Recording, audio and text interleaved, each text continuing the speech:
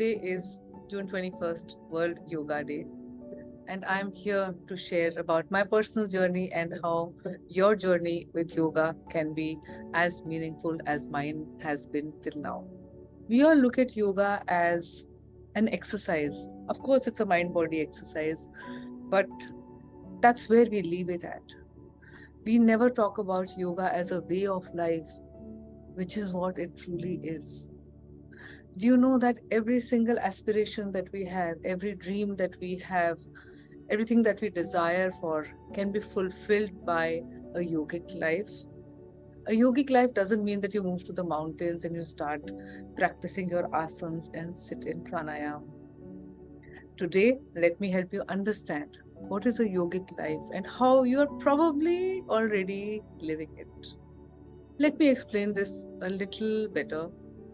What is it that you want to be, or when we were children, we were told that we should be, and what will lead us to have better relationships and better commitment in life towards ourselves, our careers?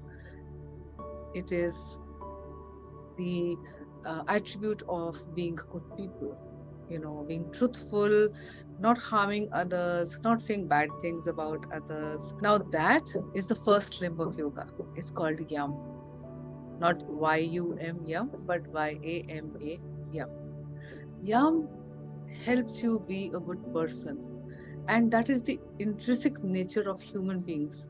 Even human beings who you consider are bad are not bad human beings. It is the incidents in their lives that have made them have actions that are negative. These actions can equally be converted to positive actions. Why? Because inherently we're all good human beings. Because we want to practice yam, the first limb of yoga. Mama said you're a good girl or a good boy when you did your homework on time, when you got good marks because you studied, you had a structure. Similarly, that structure is going to help you become successful in your career, become a successful homemaker, become a successful student. Whatever your aspirations are, require a structure, a discipline. In yoga, that is the second limb called niyam. We have to go and do niyam. We have to put a structure to our daily lives for self-study so that we can grow further, advance further mentally. We have to take out time for hygiene, have a bath, brush our teeth. We have to sleep on times because sleep is our best way to repair and rejuvenate for the next day and work with excitement. All that in yoga is niyam, which is the second limb of yoga, and we are already taught to do it. You have your dreams and aspirations. So you are a good person, yum, and you have created self-discipline and self-nurturing to ensure that you start walking towards fulfilling your dreams in a focused manner, which is the vehicle that is taking you towards these dreams. It's your body. You have to look after your body, and your mind and body have to be in sync with each other for you to be able to reach that ambition, that end of the rainbow where the golden pot lies. The third limb is just that. It is asana. Asana helps us have a good body, have strong muscles. Most of the yogic asanas are body weight bearing asanas. They are balancing asanas. They also connect the organs to the mind and help us create a mind body balance.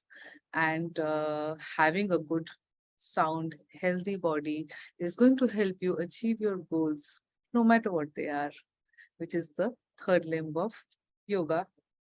Now, the moment you have realized that you're a good person and you will do your studies, or you will do your work well and move towards success, have a good body through exercise, you start feeling a certain sync within.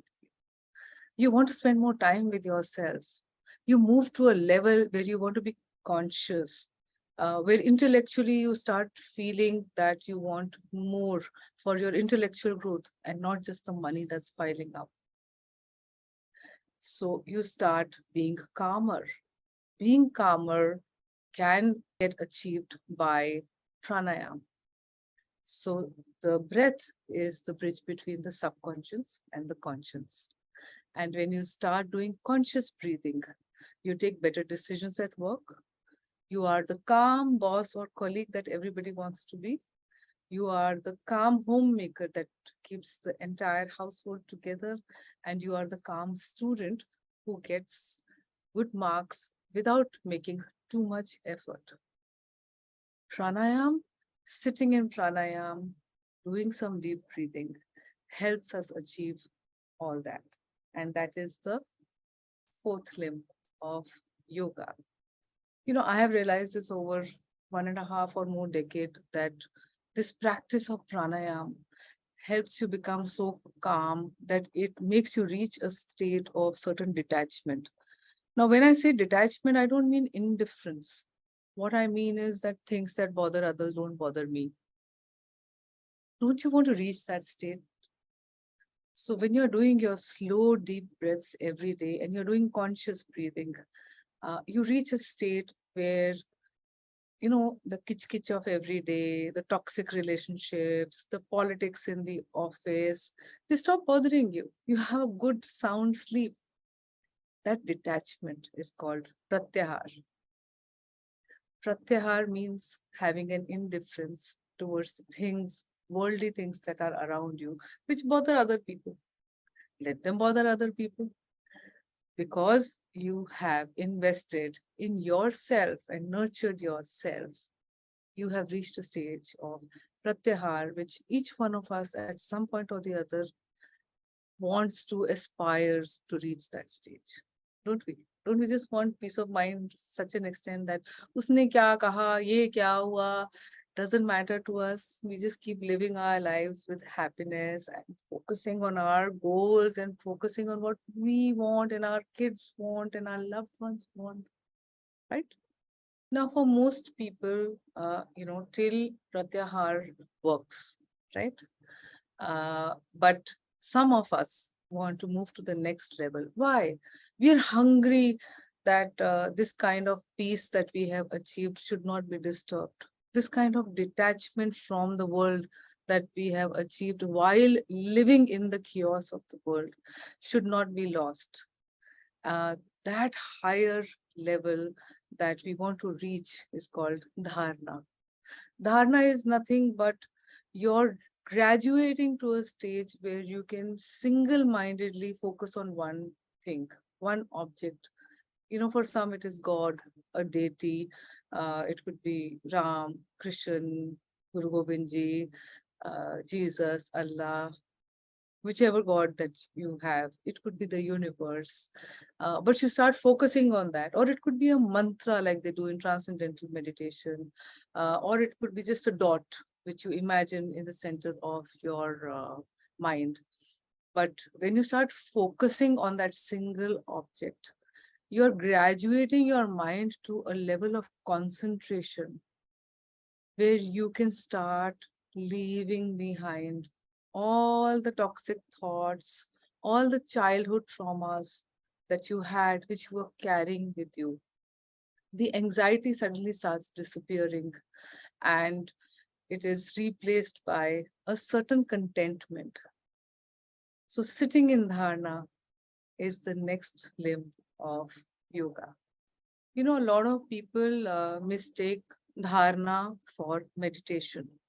Dharana is not meditation. Dharana is single mindedly focusing on one task, one dot, like I said.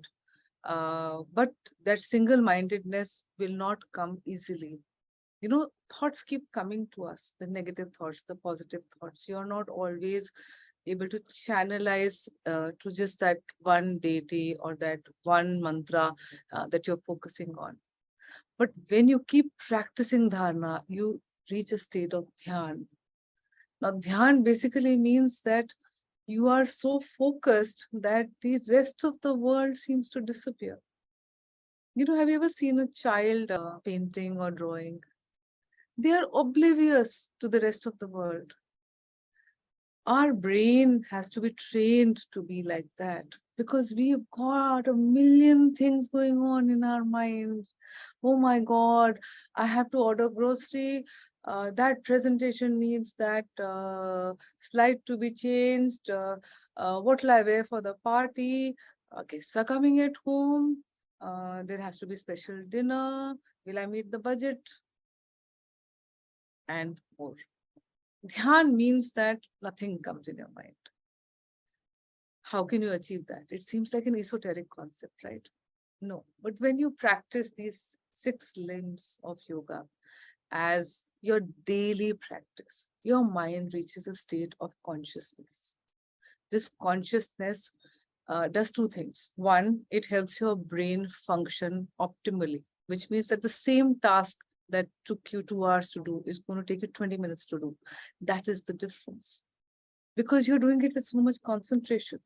And not only that, in those 20 minutes, you do that task even more beautifully and more perfectly than you did it in those 2 hours. That is dhyan. So that dhyan is the consciousness and the meditation, which is pretty impressive to reach. And even though a lot of people you meet may tell you, I do meditation, you will be able to make out from their demeanor whether they do it or not, because a lot of their actions will not demonstrate the calmness. Dhyan comes with a lot of practice. And when you reach the state of dhyan, you're oblivious. You're just focused and focused and focused within.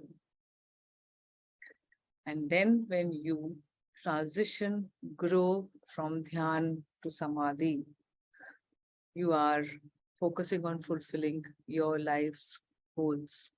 What are these goals ultimately? If we are at peace with the universe, isn't that a goal that we all have? Samadhi basically means that the person is in union with the universe. Now, a lot of people look at the universe again as a god, which is perfectly fine. Being in union with the universe and the positive energy of the universe is what everybody wants. We all want for peace of mind, right? This space between you and me, it's all energy. We all want to emit positive energy and receive positive energy. When we sit in samadhi, we start being one with the universe, to start accepting the positivity of the universe and start emitting it.